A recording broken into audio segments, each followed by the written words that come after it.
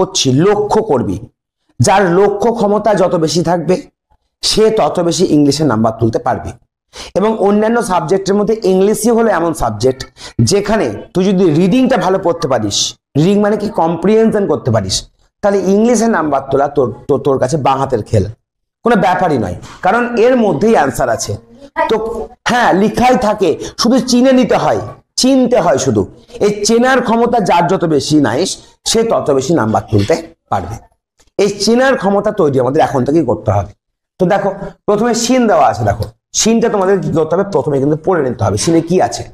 দেখো his mother was first he had asked, তার মা ছিল প্রথম যাকে সে জিজ্ঞেস করেছিল ইন দ্য মর্নিং, সকালবেলা, আম্মাজি হোয়ার হ্যাভ দ্য ক্লাউডস গান।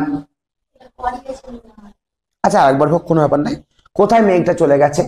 হু হ্যাজ গান হোয়ার, কে কোথায় চলে গেছে? আম্মাজি সেড, আম্মাজি বলল। অ্যাজ ইট, যেন, হি হ্যাড আস্কড অ্যান, সে যেন জিজ্ঞেস করেছে একটি এক্সেপশনালি, ব্যতিক্রমী, স্টুপিড কোশ্চেন। স্টুপিড মানে বোকা বোকা, কোশ্চেন মানে প্রশ্ন। ক্লাউডস, মেঘ, have you lost your mind boy, তুই কি তোর মানে পাগল হয়ে গেছিস? লস্ট ইউর মাইন্ড মানে পাগল হয়ে গেছিস। হারি আপ নাও, তাড়াতাড়ি কর। ওয়াশ কুইকলি, তাড়াতাড়ি হাত মুখ ধো। ইট ইউর ব্রেকফাস্ট, খাবার খা। অ্যান্ড গো টু স্কুল, স্কুলে যা। এই কথাগুলো তার মা তাকে বললো। কাকে বললো? জনকে বললো। তারপরে দেখ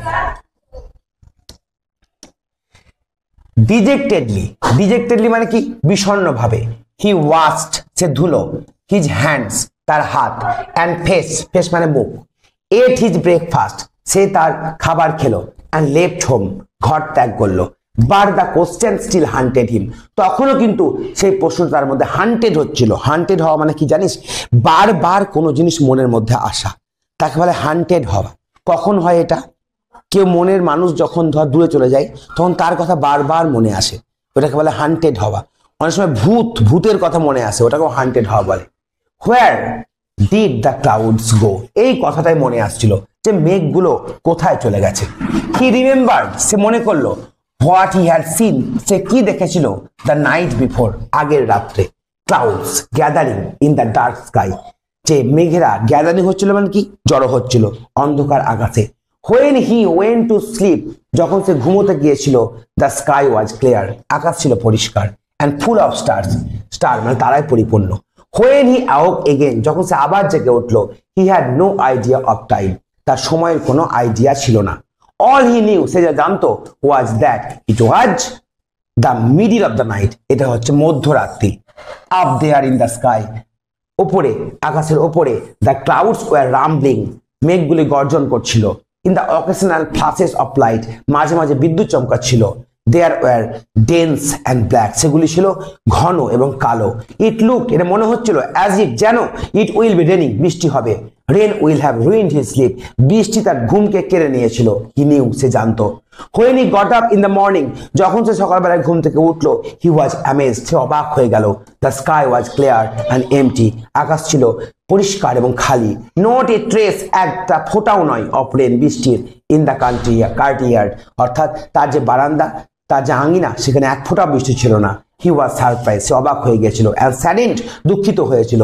the clouds had moved across the sky, ওই মেঘগুলি আকাশ দিয়ে চলে গেছে।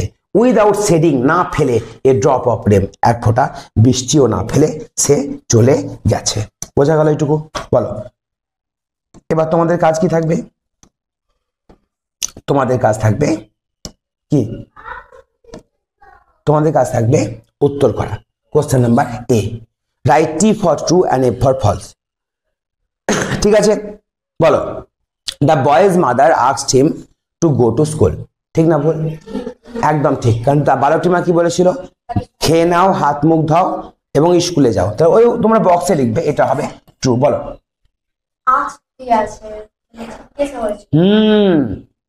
Very good question. আস্ক মানে সবসময় জিজ্ঞেস করা নয়, কোনো কিছু করতে বলাকেও আস্ক করা হয়।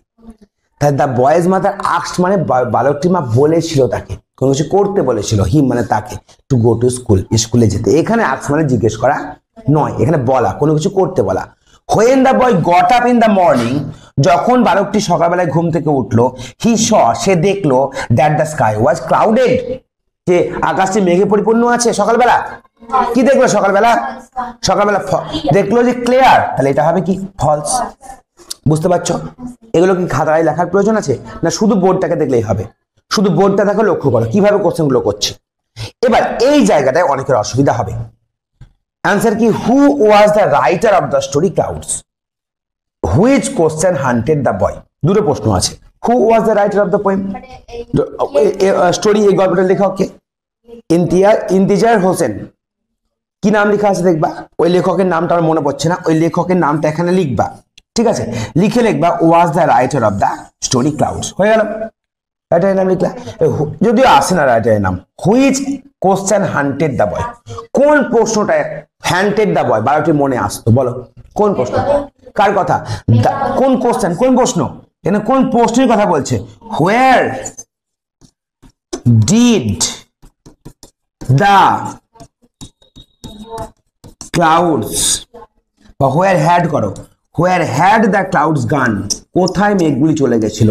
কমা দিলা, নিয়ে লিখলা দিস কোশ্চেন। এটা তো কোশ্চেন, মেঘগুলি কোথায় চলে গেছিল, এটা একটা কোশ্চেন। এই কোশ্চেন, দিস কোশ্চেন, এবার কি লিখবা? হান্টেড দা বয়। এই কোশ্চেনটি 12টি মানে বারবার এসেছিল, যে মেঘগুলি কোথায় চলে গেছে। যেভাবে লিখবা সেভাবে হবে। বোঝা গেল? বলো বুঝতে পারলা কিনা? আমরা চলে আসবো সেকেন্ড। দেখো এই পোয়েমটা আমরা করেছি কি করিনি? Yes or no? ইয়েস। দেখো যদি আমরা করেছি, আমি আরো আরেকবার যখনই আমরা কোশ্চেন উত্তর করবো একবার করে পড়িয়ে দেবো। দেখো, from the earth loosen mould, মানে ফ্রম মানে থেকে, ফ্রম মানে থেকে, কি থেকে? দা আর্থ মানে পৃথিবীর, লুজেন্ট মানে আলগা হয়ে যাওয়া, মোল্ড মানে মাটি থেকে, দা স্যাপলিং, স্যাপলিং মানে কি বলো? চারা গাছ, ড্রজ মানে টেনে নেয়, ইজ সাস্টেন্যান্স মানে এর খাবার, অ্যান্ড থ্রাইভস এবং বেড়ে ওঠে। দো যদিও, স্ট্রিকেন তারা একদম কুচকে ছিল, টু দা হার্ট একদম মনের দিক থেকে, উইথ উইন্টার্স কোল্ড শীতের ঠান্ডায়, দ্য ড্রুপিং ট্রি রিভাইভস এই যে ঝুঁকে পড়া গাছগুলি সেগুলি আবার জেগে ওঠে। যদিও তারা শীতকালে কুচকে ছিল তবুও তারা আবার কিন্তু জেগে ওঠে। কখন? বসন্তকালে।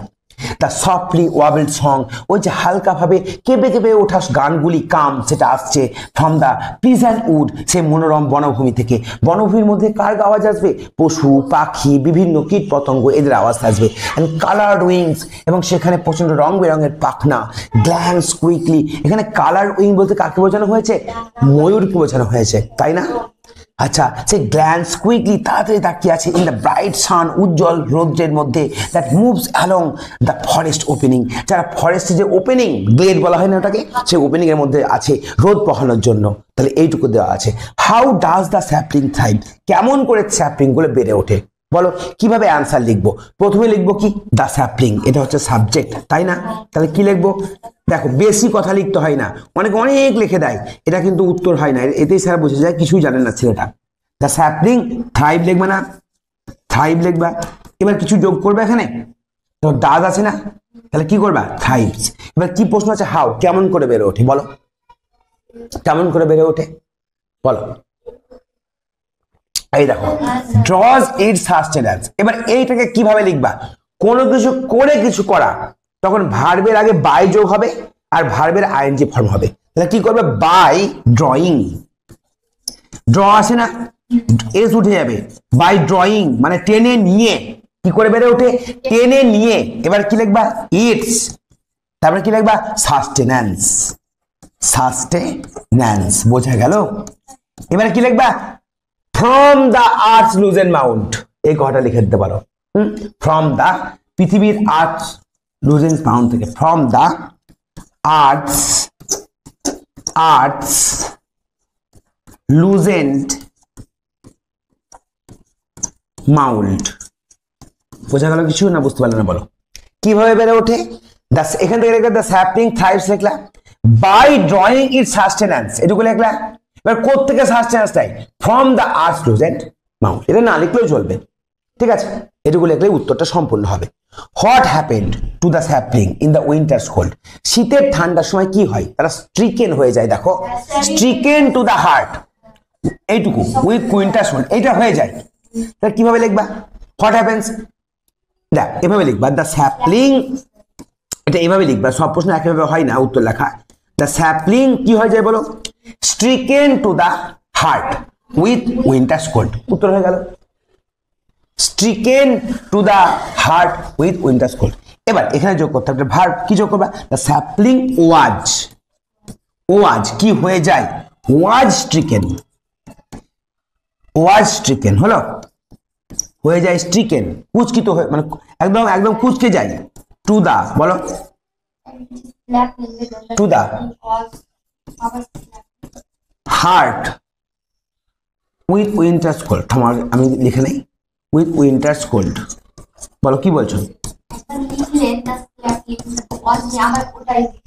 কোনটা বলছো, এইটা নিজেরটা, the sapling was stricken to the stricken to the heart winter cold, মানে এখানে ওয়াজটা যোগ করতে হবে, ওয়াজটা, তাহলে অ্যান্সারটা হবে না, ভার্ব যোগ না করলে তুমি সেন্টেন্স গঠন করতে পারবে না। বলো বুঝতে পারছো কিনা, পারছো, তারপর চলে এসো, এবার সম্পূর্ণ করো, দ্য বার্ডস মুভ অ্যালং, বলো এটা বলতে হবে, বলো অ্যালং মানে কার উপর দিয়ে পাখিরা চলে, দেখো কোথায় আছে,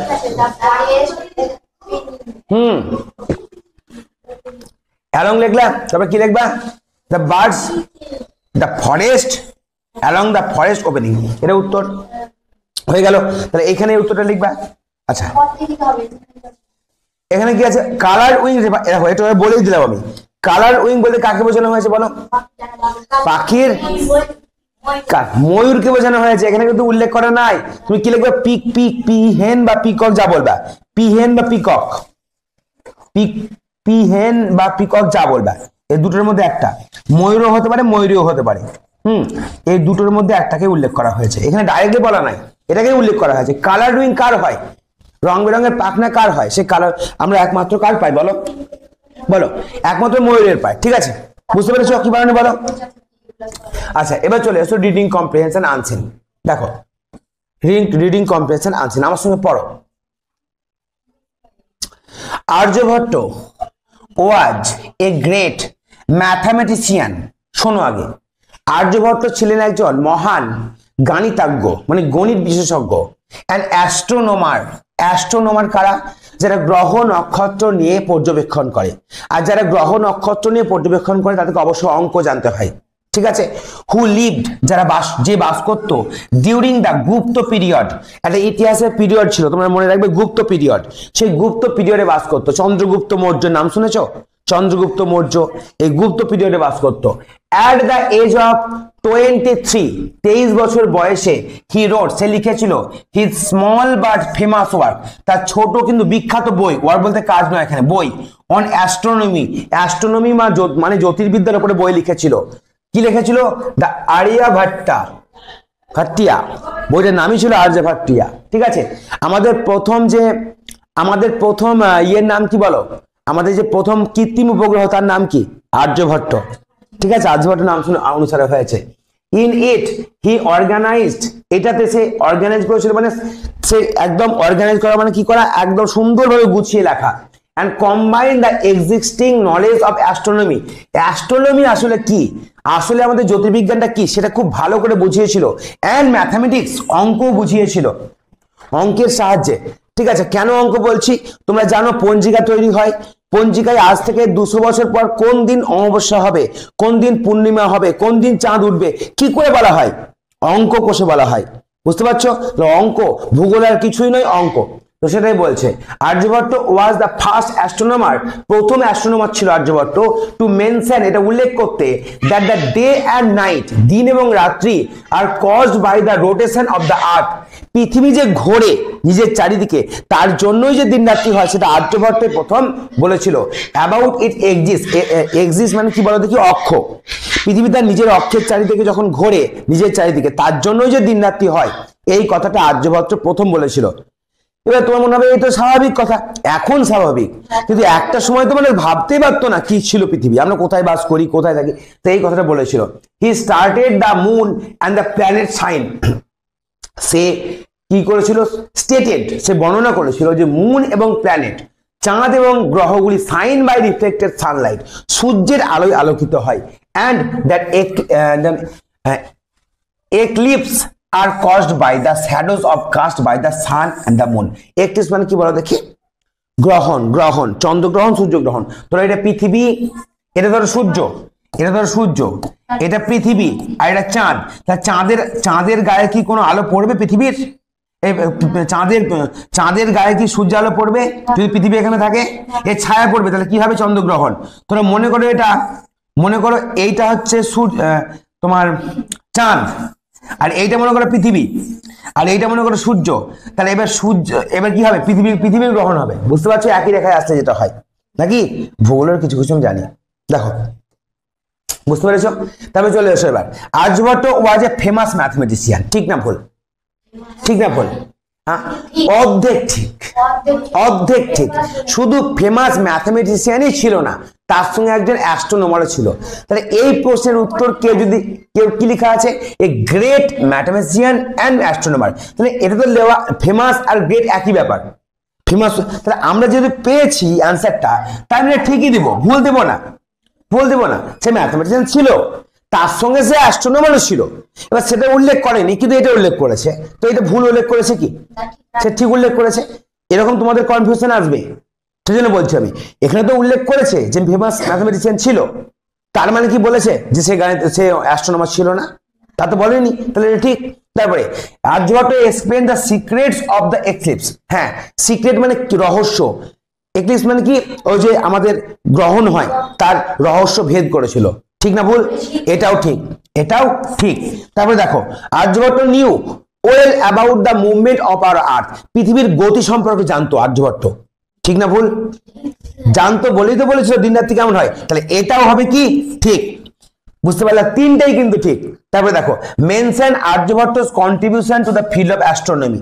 অ্যাস্ট্রোনমি বা জ্যোতির্বিজ্ঞানের তিনটে ফিল্ডে উল্লেখ নাম করো। কি কি ফিল্ড বলো? একটা হচ্ছে, দেখো তিনটে, একটা হচ্ছে আর্থ রোটেশন, এইটা রোটেশন অফ দ্য আর্থ, এটা একটা, এভাবে উল্লেখ করবা। এই 1 নম্বর উল্লেখ করলে এটা, বলো। আর কি বলো? আর eclipse caused by the shadows of the cast by the sun and the moon, দুটো। আর কি লিখবা? মুন অ্যান্ড প্ল্যানেটস সাইন্স আর রিফ্লেক্টেড বাই সানলাইট, তিনটে। তাহলে তিনটে সে আবিষ্কার করেছিল। কি কি? একটা হচ্ছে যে এক্লিপস হয় ওই চাঁদ এবং সূর্যের ছায়া থেকে। 2 নম্বর, পৃথিবীর ঘুরে নিজের চারিদিকে। 3 নম্বর, গ্রহ উপগ্রহগুলি সূর্যের আলোয় আলোকিত হয়। এই তিনটে তার কীর্তি। এইগুলোকে তুমি লিখে দেবা 1 নম্বর, 2 নম্বর, 3 নম্বর করে, বাস তোমার অ্যান্সার হয়ে গেল। বুঝতে পারলা? কঠিন লাগছে? খুব কঠিন লাগার কথা নয়। এবার চলে আসো গ্রামারে। গ্রামার সেকশনে কি আছে বলো? দেখো, হি লিভস, এটা পুরোটাই পড়বা। আর্টিকেল প্রিপারেশন যখন দেবে পুরোটাই পড়বা।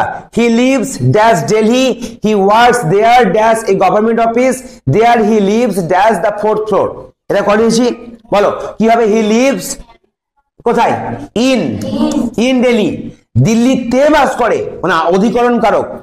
কিন্তু দিল্লিতে যাবে তখন টু, দিল্লি থেকে আসবে তখন ফ্রম। বুঝতে পারছো? আচ্ছা, হি ওয়াজ দেয়ার, সেখানে সে কাজ করে। এবার দেখো, কোন একটা অফিস ছোট জায়গা, কি হবে?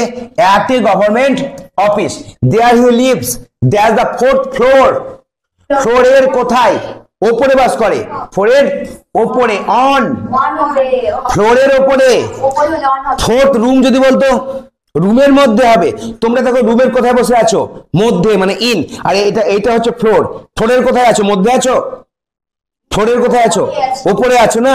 তাহলে ফ্লোর হলে অন হবে। এখানে ফ্লোরের জায়গায় যত রুম বা হাউস, তাহলে কি হতো? তাহলে ইন হতো। বোঝা গেল ব্যাপারটা? একদমই তাই। এগুলো বুঝতে হবে, আসলে ফ্রম হবে। এইভাবে পুরো মানেটা না জানলে তুমি পারবে না। তারপরে দেখো, possible, it is possible for him, কি বলেছে এটা? Antonym of the words giving prefix suffix, prefix suffix যোগ করে, এখান থেকে prefix suffix যোগ করে অ্যান্টোনিম। অ্যান্টোনিম মানে তোমার বিপরীত শব্দ। Possible, impossible. পসিবল কি হয়? ইম্পসিবল। তাহলে পসিবলের জায়গায় আমরা কি লিখবো? এখানে বলছে write the antonyms of the underline words by using the prefix from the box. তাহলে পসিবলের জায়গায় আমরা কি লেখা দেবো? It is. আমরা কিন্তু এভাবে লিখবো, ইট ইজ ইম্পসিবল যখন লিখবো, ঠিক আছে? ইম্পসিবল পুরো সেন্টেন্সটা লিখবো। Impossible for him to lift the chair, এইভাবে কিন্তু আমরা অ্যান্সার লিখবো। শুধু ইম্পসিবল লিখে দেবো না, জাস্ট এটা বুঝিয়ে দিলাম। এবার কি আছে, লিগ্যাল, ইললিগ্যাল, আইএল যোগ হবে, আমি শুধু ইললিগ্যালটা লিখছি, ইললিগ্যাল, বোঝা গেল। এবার যেখানে আছে পুরোটা লিখে ইললিগ্যাল লিখবা। রিজনেবল কি হবে, আনরিজনেবল, রিজনেবল হচ্ছে আনরিজনেবল, আনরিজনেবল, এগুলো তো করাইনি, এগুলো কি করিয়েছি, এগুলো করাইনি। বিলিভ মানে কি, বিশ্বাস করা, ডিসবিলিভ, ডিসবিলিভ অবিশ্বাস করা, ডিসবিলিভ হলো অবিশ্বাস করা, বুঝতে পারছো। এই যে এগুলো যোগ হচ্ছে সব প্রিফিক্স, ডিস, আন, ইম, ইল, এগুলো হচ্ছে সব, এগুলো কি বলতো কি, এগুলো সব প্রিফিক্স, বুঝতে পারলা, এগুলো কিন্তু পরীক্ষায় আসে। আচ্ছা, তারপরে দেখো, find the words from the passage which mean the, question number 3 তে আছে, an imaginary line about which a body rotates, খুব সোজা, একটা ইমাজিনারি লাইন যার উপরে বডি, যে কোনো বডি ঘোরে, তাকে আমরা কি বলি, আছে। আর এরা মানে কি, এরিয়া, এরিয়া মানে, এরা মানে কি, একটা যুগ, একটা যুগ, এরা মানে যুগ। দেখো খুঁজে বের করো, এটা আমি করাইনি, করেছি, এটা আমি করাইনি, আগেকার যেটা দেখছিস অন্য সময় হয়তো করেছিস, সেই জন্য বলছিস তোরা। দেখ, পিরিয়ড মানে কি, যুগ, পিরিয়ড, গুপ্ত পিরিয়ড মানে গুপ্ত যুগ। তাহলে আমরা এখানে এরার জায়গায় কি লিখতে পারবো, এরার জায়গায় আমরা কি লিখতে পারবো, পিরিয়ড, পিরিয়ড, গুপ্ত নয়, গুপ্ত একটা যুগ, পিরিয়ড হচ্ছে যুগ, পিরিয়ড, ঠিক আছে। এবার বলছে imaginary line which body rotates, কোনো একটা সেলেস্টিয়াল বডি রোটেট করে, তাকে আমরা কি বলি, অক্ষ বলি না, অক্ষ বলি না, অ্যাক্সিস, দেখো লেখা আছে কোথায়, অ্যাক্সিস, অক্ষে, অক্ষের চারিদিকে ঘোরে, কোথায় লেখা আছে, অক্সিস, কত নম্বর লাইনে, দেখো এখানে অ্যাক্সিস আছে, এ এক্স আর এক্স, তাহলে আমাদের কি হবে, কোনটা অ্যান্সার হবে, এইটা অ্যান্সার হবে। দেখো এটা হবে অ্যাক্সিস, এটা হবে অ্যাক্সিস, বুঝা গেল। আর এটা কি হবে, পিরিয়ড, পিরিয়ড, তাহলে আমাদের অ্যান্সার হয়ে গেল। এবার আমাদের বাকি থাকলো রাইটিং, যে রাইটিংটা আমরা টাইম পেলে ঠিক করব, ঠিক আছে।